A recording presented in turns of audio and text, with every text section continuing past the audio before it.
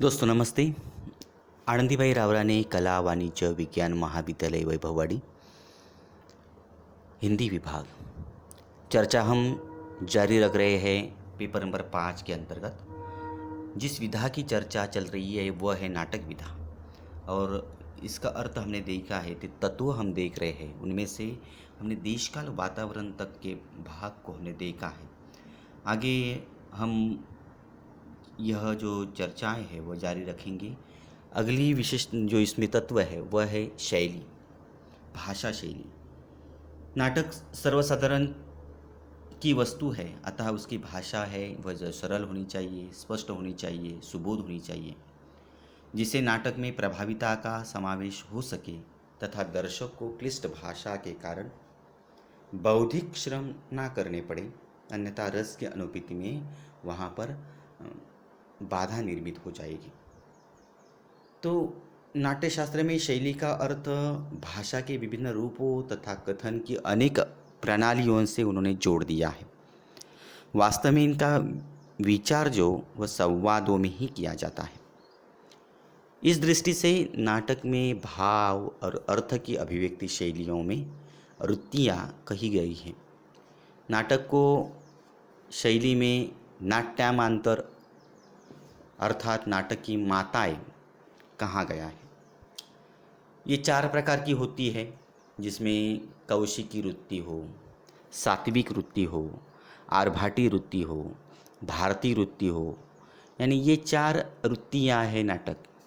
इसका संबंध जो है वह श्रृंगार और हास्य से माना जाता है, हास्य रस से माना जाता है। सात्विक वृत्ति के संबंध जो है वह शौर्य, दान, दया आदि से है, जिसमें वीर, रौद्र और अन्य रस इसमें होते हैं।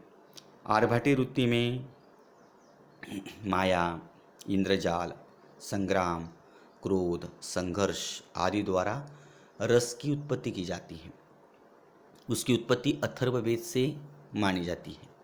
और भारतीय वृत्ति जो है, इस भारतीय वृत्ति में अभयनिष्ठ वृत्ति है, जो उग्र और कोमल दोनों प्रकारों के भावों और रसों का चित्रण उसमें करते हैं। इसका संबंध स्त्रियों से न होकर केवल पुरुषों से ही होता है। इसका संबंध भावों से तथा प्रायः सब रसों में से वह रहता है। इसकी उत्पत्ति ऋग्वेद से बताई जाती है। नाटक की सफलता के लिए उसमें नाटकीयता, संक्षिप्तता, सांकेतिकता, सरलता आदि उत्पन्न करने में शैलियाँ बहुत सहायक सिद्ध होती हैं। अगला उसका तत्व जो है वह है उद्देश्य। उद्देश्य में सामाजिक के हृदय में रक्त का जब संचार करना ही नाटक का उद्देश्य होता है। नाटक के अन्य तत्व इस उद्देश्य के साधन मात्र होते हैं। भारतीय दृष्टिकोण सदा आशावादी रहा है, इसलिए संस्कृत के प्रायः सभी नाटक सुखांत रहे हैं। पाश्चात्य नाटककारों ने या साहित्यकारों ने साहित्य को जीवन की व्याख्या मानते हुए उसके प्रति यथार्थ दृष्टिकोण अपनाया है।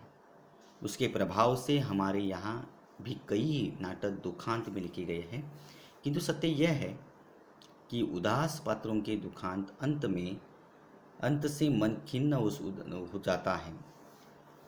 बिना उद्देश्य न तो कोई कार्य होता है, ऐसा माना जाता है, या न कोई रचना होती है।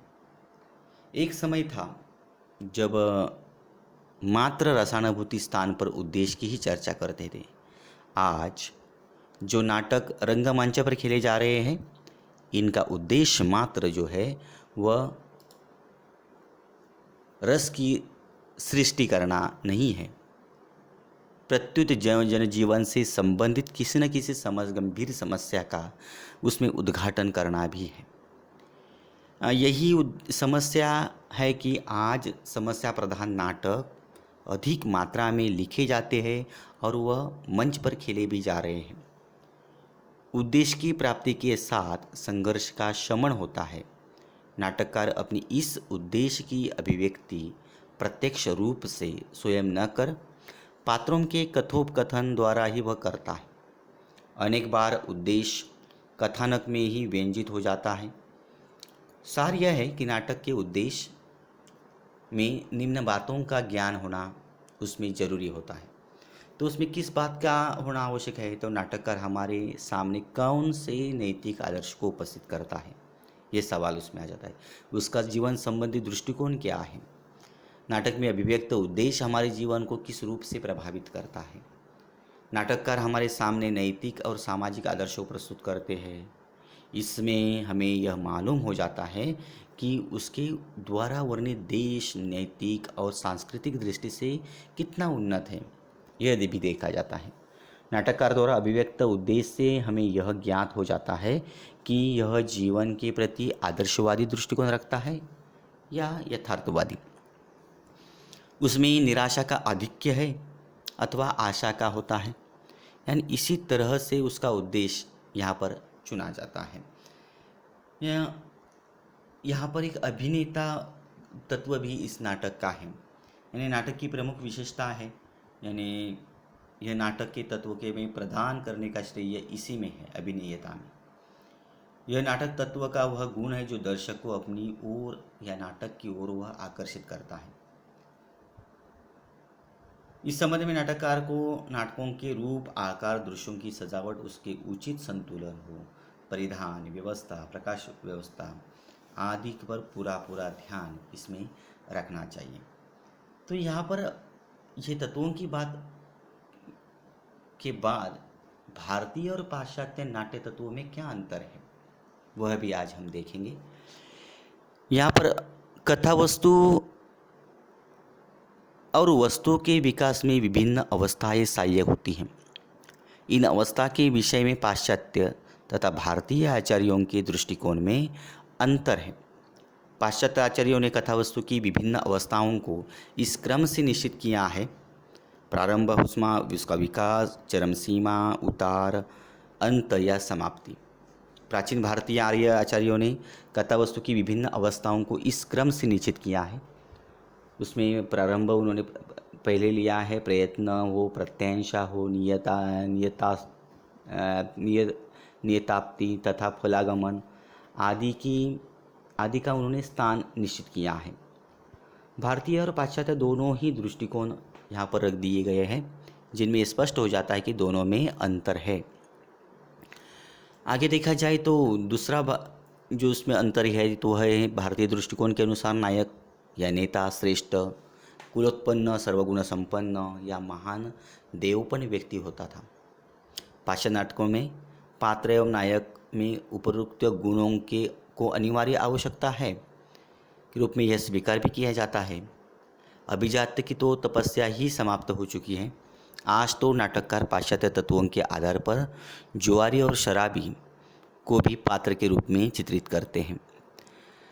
भारतीय तत्वों में भरत के अनुसार भाव का अनुकरण होने के कारण नाटक का प्रधान तत्व रस स्वीकार किया जाता है और पाश्चात्य तत्वों में रस को प्रतिष्ठित नहीं किया जाता।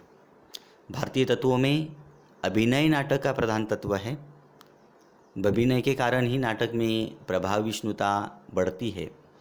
दर्शकों को अभिनय के कारण ही नाटक वास्तविक प्रतीत होते हैं। भारतीय तत्वों में नाटकीय रुचियों को एक ओर नाटक का व्यापार कहा गया है, दूसरी ओर रसों में भी उसका संबंध यह स्थापित किया गया है। पाश्चात्य तत्वों में चरित्र चित्रण की दृष्टि से व्यक्ति पात्रों को ही अधिक महत्व दिया जाता है, क्योंकि उनके द्वारा हम मानव स्वभाव के वैचित्र्य और असामान्य प्रवृत्तियों से परिचित होते ही हैं। साथ ही उसके कारण नाटक में संघर्ष तीव्र हो जाता है और उसका प्राण नाटक है, जो उसका प्राण है। भारतीय तत्वों में नाटकों का विकास संवाद से माना जाता है। पाश्चात्य तत्वों में कथोपकथन के द्वारा चरित्र चित्रों की विशेषताओं को निर्मित किया जाता है। पाश्चात्य तत्वों में देशकाल वातावरण का विचार किया जाता है। पात्रों में वास्तविकता लाने के लिए परिस्थितियों, वातावरण, देशकालीन विधान के वर्णन की विशेष आवश्यकता पड़ती है। देशकाल तथा वातावरण के विपरीत चित्रण से स्वाभाविकता उत्पन्न हो जाती है। भारतीय नाट्य तत्वों में देशकाल और वातावरण को महत्व नहीं है। इन दोनों के बीच के अंतर को देखा जाए तो उसमें है पाश्चात्य तत्वों में आचार्यों ने नाटक में जहाँ उद्देश्य का विवेचन किया गया है, वह हमारे यहाँ रस का विवेचन हुआ है। नाटकों के विवेचन में ही रस सिद्धांत की स्थापना की गई है। भारतीय आचार्यों के अनुसार रस की अभिव्यक्ति ही नाटक का मुख्य उद्देश्य है। तो भारतीय और पाश्चात्य नाटकों के तत्वों का अध्ययन हमने भी किया इस तत्वों के साथ। तो दोस्तों फ़िलहाल आज हम यही रुकेंगे। आप अध्ययन करिए, तब के लिए हम रुकते हैं।